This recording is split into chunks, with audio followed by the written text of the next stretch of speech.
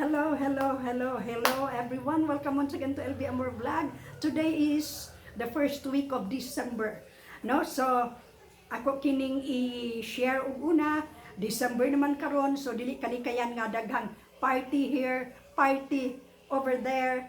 O sabi ni siya papiging, no? Mao kana ang party, daghang mga activities, mga Christmas party sa eskwelahan, sa panimalay, sa pang-opisina, no?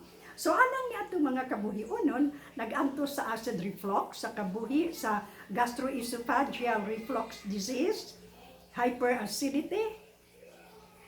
Well, please be reminded nga kanang mga pagkaon sa Christmas, kinahang kay na sa atong dila, pero dili gyud ganahan ang atong kuto-kuto, no? Ang ato ang gastric acid ana mugara gyud, no? So hinay-hinay lang kita kaon sa mga mayonnaise, sa mga salad, sa mga chicken salad, sa mga relleno, sa mga kamaron rebusado, sa mga whatever, no? Kanang mga Christmas delights, no? Atong likayan ni ana tungod kay ang atong kuto-kuto di gyud ganahan ana, no? Bland food paghihapon ang iyang prefer, no? Prefer. No, ang iyang palabihon. And so mao kana no, during Christmas magkaguliyang lang gyud ta og kaon.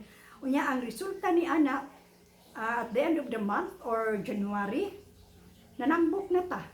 Ang ato ang growth nahimong sidewise, no? Ang atong hawak nga 24 mahimo ng 34 pagka Disyembre. And then kung ang atong blood sugar naa lang sa mga 90, mahimo na kanang 110. Ug ang ato ang blood pressure naa sa 120/80, mahimo na kanang 130/90.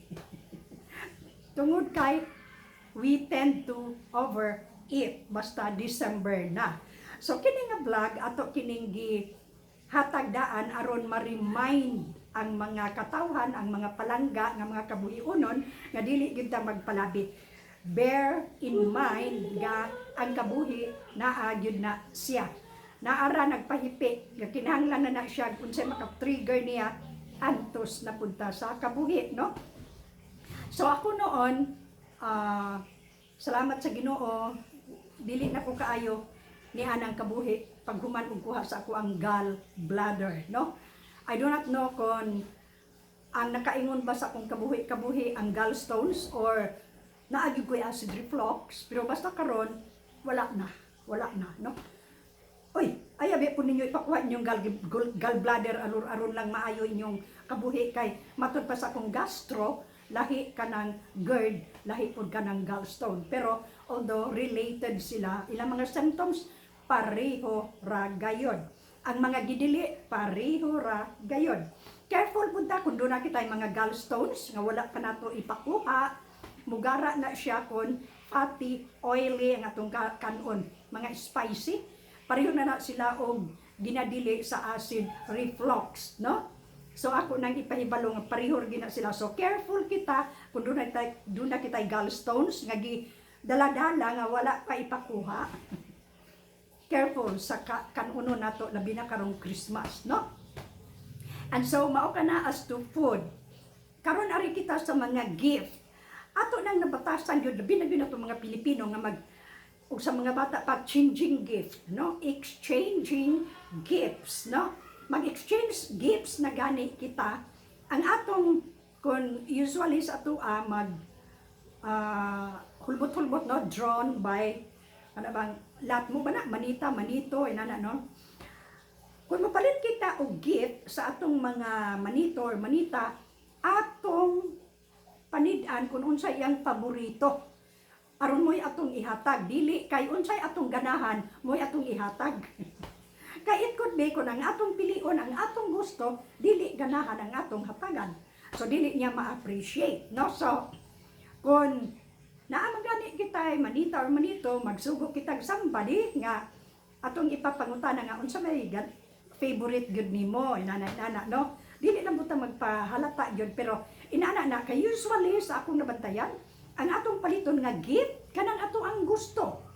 Ay ganahan ko ani nga bag kay cute kaayo. Nya di nga atong tagaan dili ganahan og gagmay nga bag kay ganahan siya dagko. So ingon ana, no? Atong i-consider ang tawo nga atong tagaan dili kay ang atong kaugalingon, no?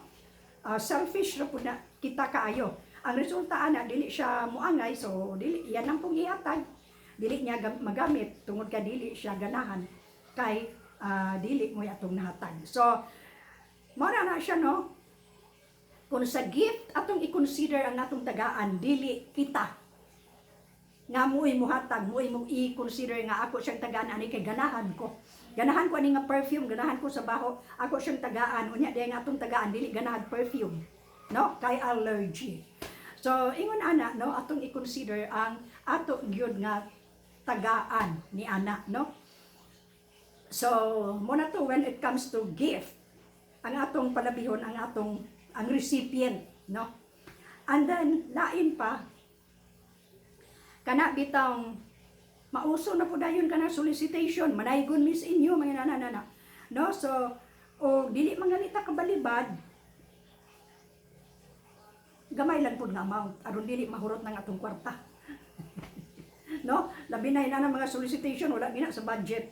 Kaya ang gipalabi katong mga gift, mga pagkaon, no? So mga inana financial ato ginang bantayan kay kalas kaayo ang December, no? Matud pa sa akong kauban sa opisina sa una. Nindot pa doon tao ka ng December, bitang mamlo, makadawat mo tag mga 13th month pay, mga 14th month pay. Wala po datay gastuan, bali po nang ihurot po ng gastuan ng party-party diya. Aron po ta malipay, bitaw po, no? So, daginot lang, no? Daginot lang kon na ay mga inana mga party, dili na ta nang lavish. Kay una, ang atong gipahinungdan sa Christmas, I do not know. Si Jesus Christ man gid unta. He came into this world in swaddling clothes gani, hilom lang. Pero kita nga mag-celebrate pa sila si Santa Claus mo worship. Ay, ang mga bata mas nakailan ni Santa Claus kay ni Jesus Christ. So kanabiyang Santa imong balion, Satan biya na. Am I correct?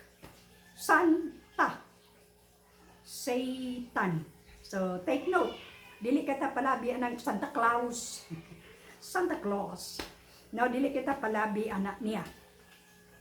And then, naapapoy lain pa pud nato nga isgutan bahin anang Christmas. Kanang lavish kayo ang decoration. Mugastong tagpila kalibo para lang sa decoration. Haller, murag kuan ra kayo, murag worldly ra gyud kayo, no? Wala man makinahanglan ang Ginoo nga mag-decorate sa itong mga balay kung Christmas, wala gid na. Never nga mabasa ni muna sa kasulatan. So, wala lang, no? Let us share peace, love, joy. Mauna na siya importante sa Christmas. And then, lain pa, atong hinumduman nga ang the reason for the season is Jesus Christ. Dili ang ato ang party, dili ang ato ang bagong sinina, kundi Jesus Christ, no? Dili si Santa Claus. Ang nahitabo ra ba si Jesus Christ na padaplin na lang, no? Malimtan nga ang celebrator, mao nga atong Ginoo, malimtan na lang kay tungod na kuan kay ta sa nabaliw kita sa kalibutanon nga mga sa diha, no? So ingon na siya sa every December, ako lang i-remind nga inana gina no dili ta magpatuyang tungod kay matud pa lilipas din yan, no? Pag abot sa December 25 awa na mingaw na kay mo to mula pa man yun ang Christmas, no?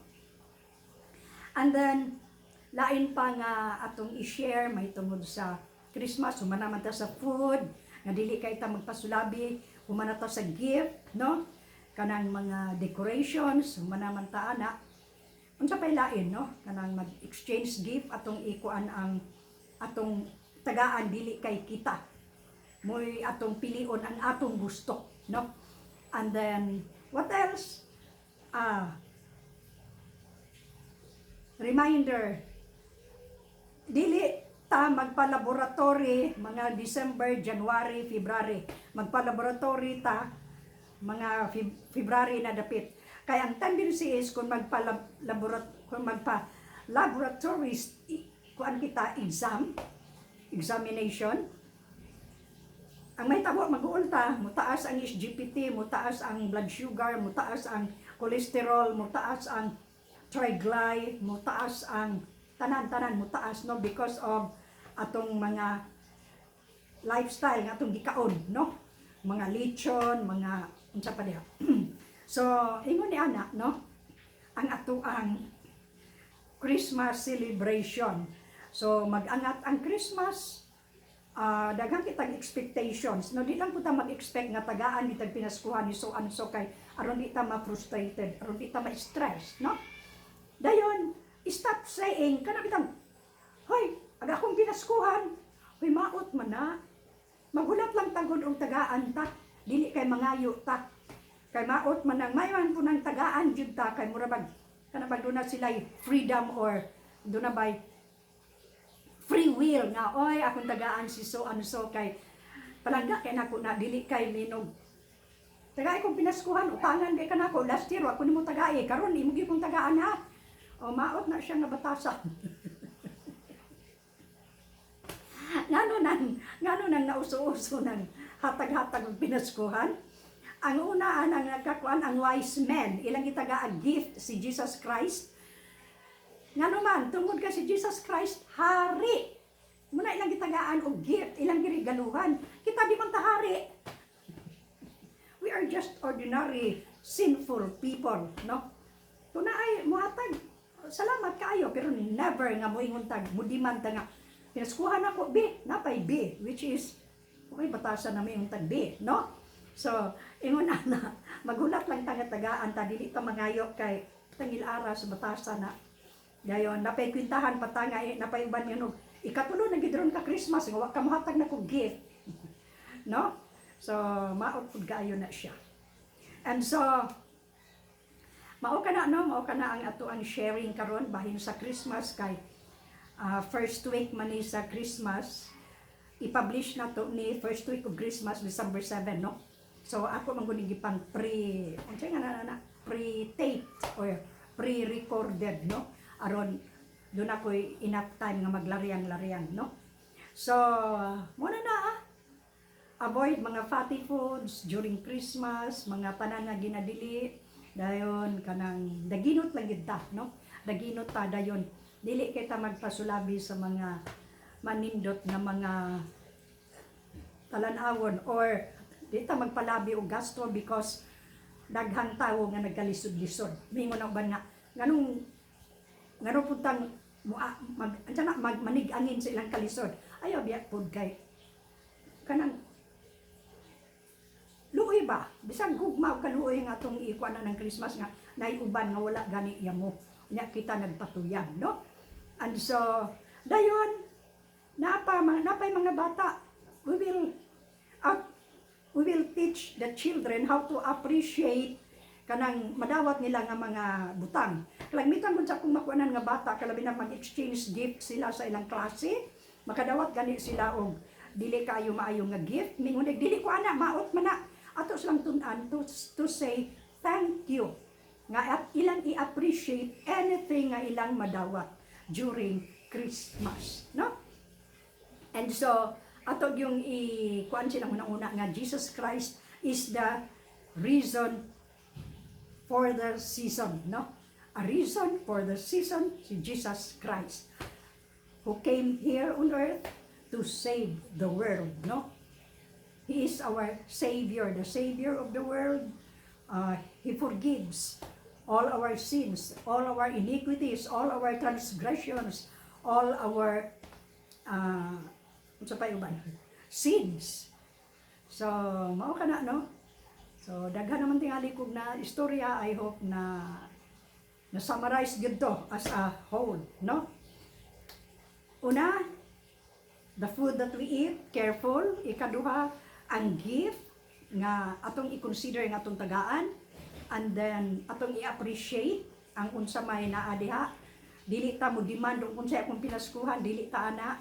And then dili magpa-check up December, January, February dito na sa March the 5th or middle February kay sigurado yung mutag-as ang tanan, no? And so please remember, Jesus loves you and me. He came into this world to save us from all our sins. So if the goings get rough and tough, looking unto Jesus, the author and finisher of our faith.